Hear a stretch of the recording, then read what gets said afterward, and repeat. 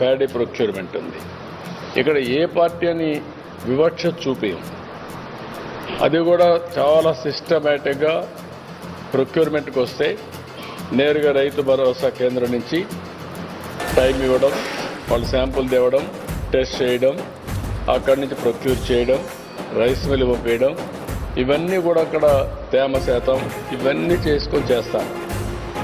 ఎప్పుడైతే రైస్ మిల్లుకి రైస్ వెళ్తానే అకౌంట్ వాళ్ళు హ్యాండ్ ఓవర్ చేసుకుంటే మాకు ఒక ఐడియా వచ్చేస్తుంది, ఎన్ని బస్తాలు ఇచ్చాడు, ఎన్ని టన్నులు ఇచ్చాడు.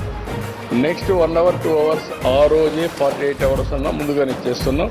వాళ్ళ బ్యాంకుకు అకౌంట్లో డీబీటీ వెళ్ళిపోతుంది, డైరెక్ట్ బెనిఫిట్ ట్రాన్స్ఫర్ స్కీమ్ వెళ్ళిపోతుంది. దీనివల్ల వాళ్ళకి ఎక్కడా ఇబ్బంది ఉంది.